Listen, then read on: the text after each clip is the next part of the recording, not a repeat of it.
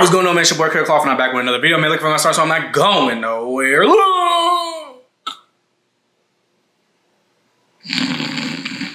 Before I actually dive into this video, I do need to address just two things. Someone has finally said it. Someone has finally mustered up the courage to address this issue. And you know what? When they decided to comment on this issue, I didn't feel any way about it because I've been feeling this way for the past 2 months.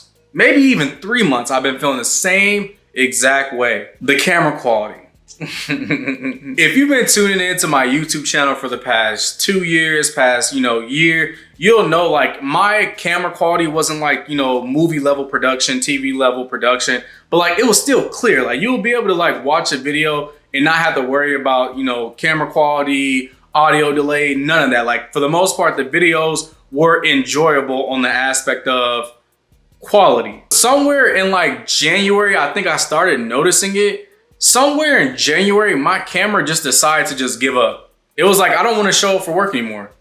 You can turn the camera on, but I'm not showing up to my bestest abilities. I don't know what happened. I didn't change any settings. I didn't drop the camera. I didn't crack a screen. I didn't do none of that. But for whatever reason, one day, the camera just decided to say, enough is enough. What's funny is I've already been planning on buying a new camera, but when I uploaded this video right here, someone commented on the camera quality and the audio delay. And I was just like, I guess today is the day that I'll decide to buy a new camera. I didn't like the current state of the camera quality that I've been putting out with my YouTube videos, but I just didn't have, the finances to like go purchase a $1,200 camera, which I did. So again, hey, when you click on these videos, man, stay for the full length of this video because that really helps a small account like myself. I need it bad. So the camera issue will fix eventually. The camera is bought. I'm just waiting for them to ship it out and it to get to me. My plan is by the time my next YouTube video rolls around, I will have a new camera. So let's just hope that's how everything plays out. But I did want to address the camera quality issue because someone finally addressed it and I had to address it in a video format. And number two, I am so close to reaching 2K subscribers on YouTube. So if you're not subscribed to my YouTube channel, that button right there that says subscribe, you'll know you subscribed when it says subscribe. So please do me a favor. If you're not subscribed to this YouTube channel, please click subscribe and become subscribed to my YouTube channel. I'm bringing sneaker content. I'm bringing, fashion topics. I'm bringing, just my daily life. And I'm also starting now to do live streams on YouTube. So just a bunch of content that I'm trying to push out. So it'll really help out a lot, getting the subscribers that actually tune into my YouTube channel. I feel like this is becoming a rant. So let's actually get into this video. Now, if you remember this video right here, someone from Saucony actually reached out to me because they watched my Saucony Pro Grid Try On 4 video. And they're like, I like your enthusiasm, like what you said about the brand, and I want to see some shoes. They ultimately end up sending me about 8, it may have been 9. I think I'm gonna choose a safe answer and say they sent me around 8 pairs of shoes. And if you watch that video, you'll remember there were 3 shoes that I couldn't show on camera at the time that I posted that video. There's one pair in this pair that I cannot show that is absolutely fire down to the colorway, bro. The colorway is crazy. The actual silhouette for this shoe is fire. And the reason that I couldn't show those shoes is because they were launching a whole new fraction of Saucony. They hadn't debuted any of the shoes yet. So they're like, you could talk about what we sent you, but like those 3 shoes, can you just hold off on showing those on camera? And it was one pair of those shoes that I couldn't show that I was really excited about. I like the design of it, I like the way it felt when I put it on. And I've been wearing this shoe consistently for the past 2 months. And I will definitely say, like, of the shoes that were sent to me, obviously the J tips were like the highest of the highs, the highest of the highs. But literally right under the J tips for me personally, I think the shoes that I'm about to talk about in this video were like second to the J tips. And the reason that I really like these shoes wasn't for the standard reason that I would like a shoe.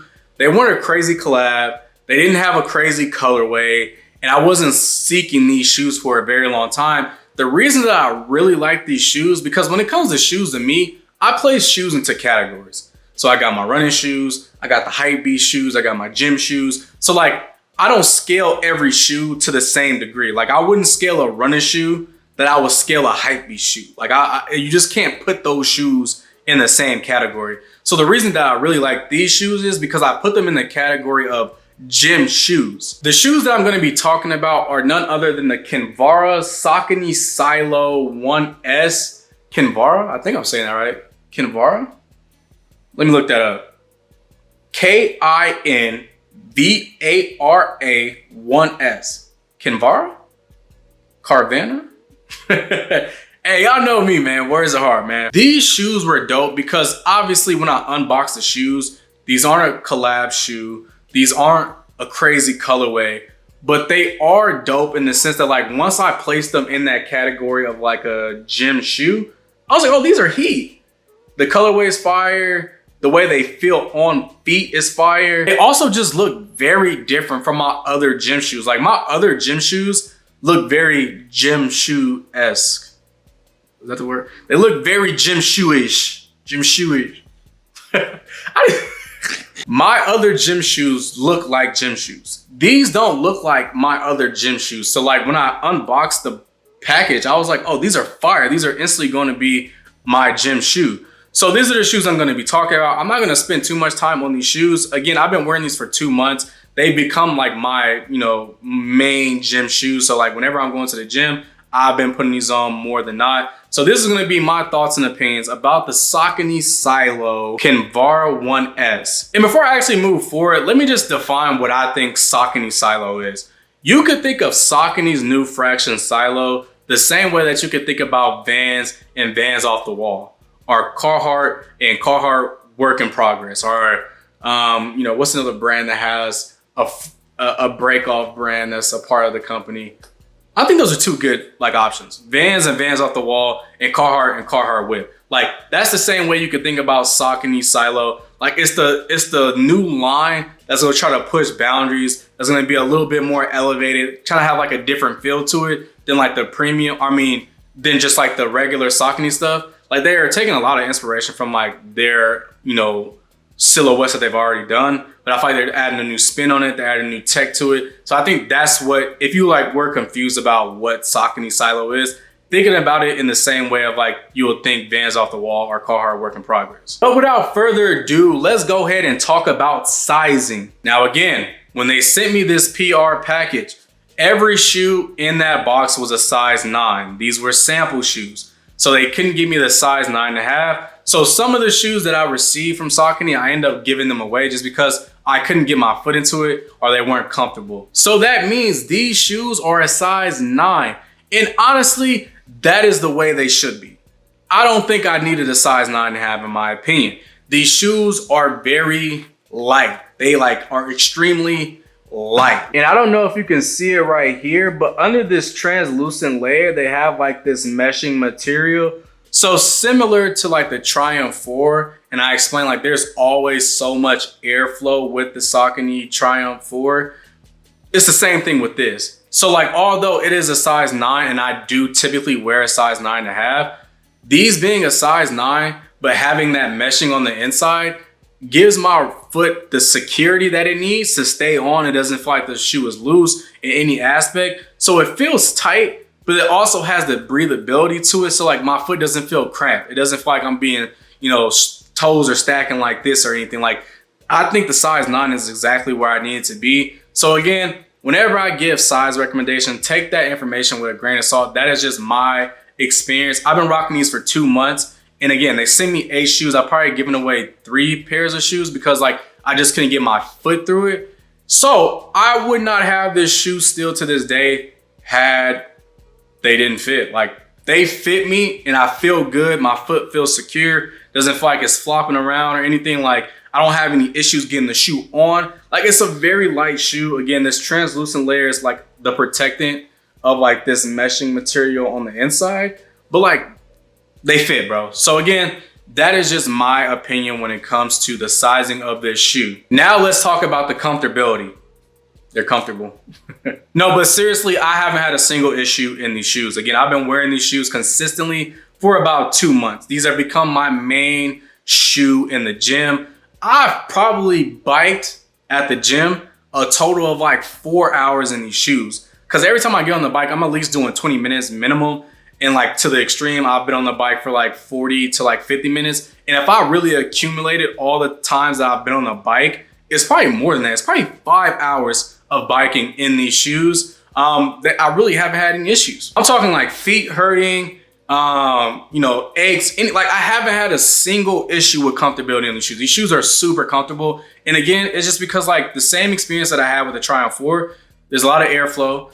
The meshing on the inside allows my foot to feel a little bit more free. There's a little bit more room for it to expand. So like I don't feel cramped in the shoe. I can get the shoe on and off very easily. Like I don't know what else to add to that. So if that was like a point of concern for you, whether or not this shoe was comfortable, I'm gonna just tell you right off the rip, this is probably one of the most comfortable shoes in my closet. And I would say right behind the Triumph 4, I would say the Kinvara is like the most comfortable like shoe, especially a gym shoe. This is the most comfortable, or this is second to the most comfortable shoe in my closet. Like the Triumph 4 is still very like, that's a beast. I don't know what they put in that shoe, but that shoe is a beast. But right after that, I would say this shoe is like second. Now in my closet total, these will probably be number 4. And I will put the Triumph 4, the Gel Infinity,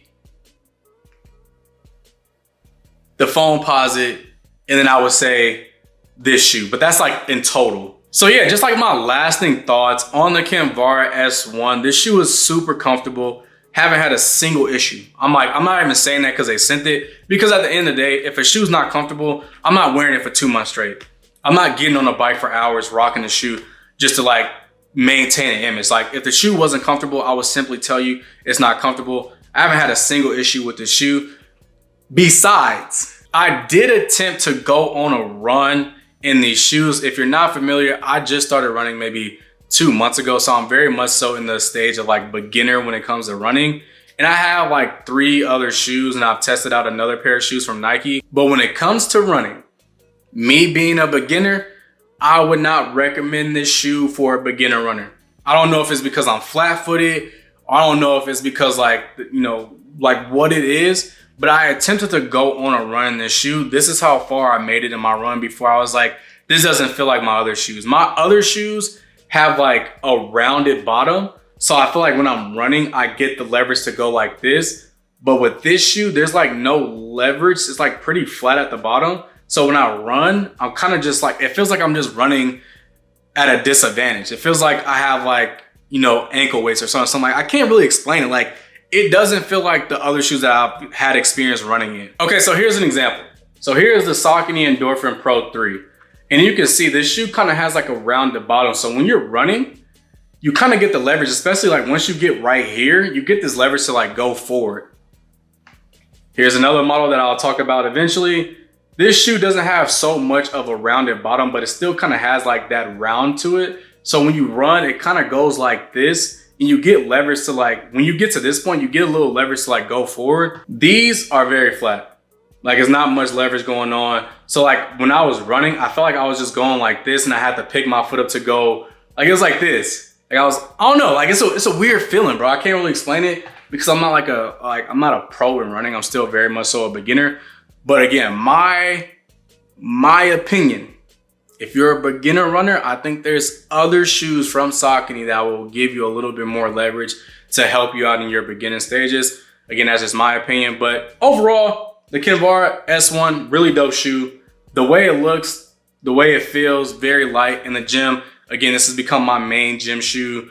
And it's just, I mean, again, I wouldn't wear a shoe for 2 months straight if I didn't like the shoe. Simple. But that is gonna wrap up this video. Again, this isn't a hype shoe, but I can appreciate shoes knowing what category they live in. Like if it's a running shoe, I'm not gonna grade it the same that I would grade like a hype beast shoe. If it's a gym shoe, I'm not gonna grade it the same way that I would do it for like a running shoe. Again, I place shoes into categories and I can appreciate them in that category.